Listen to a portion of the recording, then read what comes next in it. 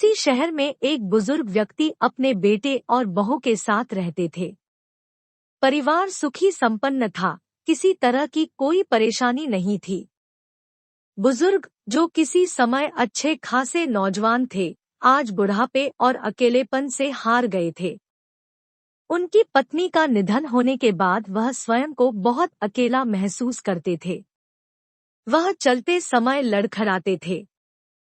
कुछ और समय बीतने पर उन्हें लाठी की भी जरूरत पड़ने लगी। चेहरा झुर्रियों से भर चुका था। वो बस अपना जीवन किसी तरह व्यतीत कर रहे थे। उनसे कोई बोलने वाला भी नहीं था। बेटा सुबह जल्दी अपने दफ्तर चला जाता था, पोता अपने स्कूल चला जाता था।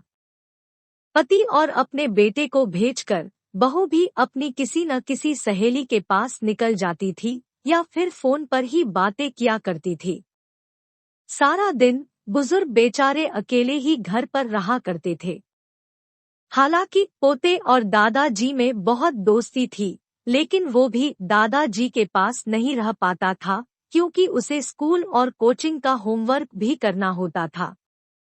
बस घर में एक चीज अच्छी थी कि शाम को खाना खाते समय पूरा परिवार एक साथ टेबल पर बैठकर खाना खाता था।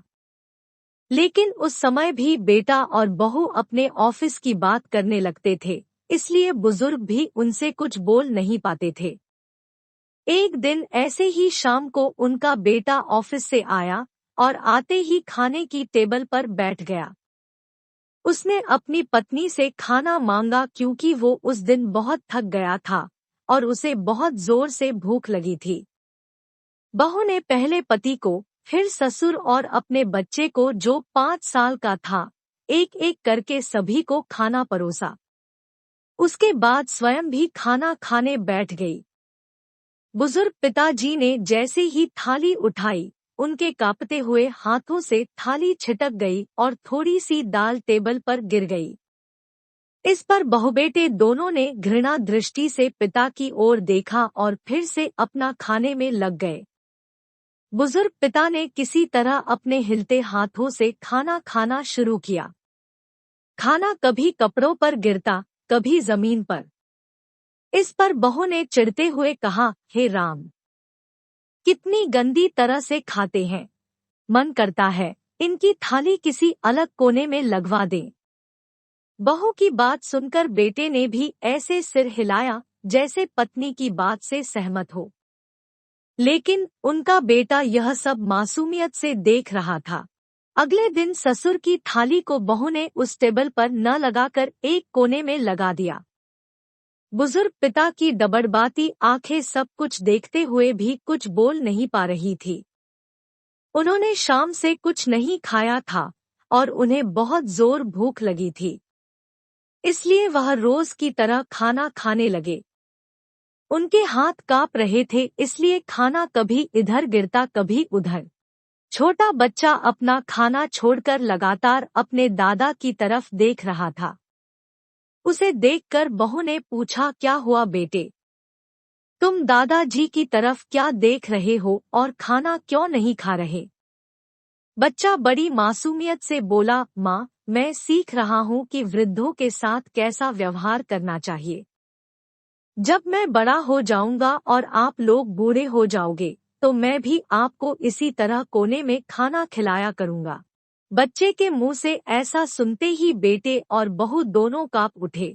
शायद बच्चे की बात उनके मन में बैठ गई थी, क्योंकि उनके बच्चे ने मासूमियत के साथ एक बहुत बड़ा सबक उनको दे दिया था। बेटा जल्दी से आगे बढ़कर पिता के पास गया तो उसने देखा कि उनके चश्मे में काफी दरारें आ चुकी थी। बेटे ने उनसे पूछा कि यह कैसे टूटा? इस पर बुजुर्ग फूट फूट कर रोने लगे और बोले, बेटा, आज जब तुम सब लोग चले गए थे, बहू भी घर पर नहीं थी। मैं पानी लेने के लिए किचन में गया, जहां पर पानी लेते समय मेरा चश्मा हाथ से छूटकर नीचे गिर गया और टूट गया। बहू के वापस आने के बाद मैंने कई बार बताने की कोशिश की, लेकिन वो फोन में व्यस्त थी। तो मैंने सोचा कि खाना खाते वक्त मैं इस बारे में बात करूंगा। इतना कहकर एक बार फिर से वो शांत हो गए। बेटे और बहू को अपनी गलती का एहसास हो चुका था, इसलिए दोनों ने उनसे माफी मांगी। बेटा अगले दिन ही उनको नया चश्मा दिलाने गाड़ी से ले गया। बहू घर में अकेले थी। उस दिन उसका फोन भी किसी वजह से खराब हो गया था, इसलिए वो फोन भी नहीं चला सकती थी। बेटा भी अपने स्कूल गया था। इधर पति और ससुर किसी भी वक्त घर में आ सकते थे, इसलिए वो घर बंद करके किसी सहेली या रिश्तेदार के घर भी नहीं जा सकती थी। इसी वजह से 1 ही घंटा बीता होगा कि बहू को अकेलापन महसूस होने लगा था। वह सोचने लगी कि जब उसे 1 घंटे का समय काटना ही मुश्किल हो रहा है, तो बेचारे बाबूजी तो दिन भर अकेले ही रहते हैं। उनका समय कैसे कटता होगा? यही सोच रही थी कि उसका पति ससुर को वापस छोड़कर अपने दफ्तर निकल गया। बाबूजी के आने के बाद वो पूरा दिन घर पर ही रही। उसे उस दिन एक अलग सा एहसास हुआ था। शायद उसने अपना घर ही पहली बार ठीक तरह से देखा था। उसे उस दिन बहुत अच्छा महसूस हो रहा था। उस दिन के बाद से उसने बाहर आना जाना कम कर दिया और घर में ही रहने लगी। उस दिन के बाद से बहू का स्वभाव भी बदल गया था।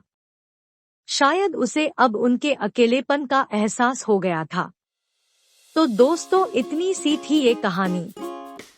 ऐसी ही अन्य कहानियों को सुनने के लिए चैनल को सब्सक्राइब करें और बेल आइकन प्रेस करें ताकि आगे आने वाली सभी वीडियोस आपके पास सबसे पहले पहुंचे। मिलते हैं इसी तरह की एक और कहानी के साथ। तब तक के लिए धन्यवाद।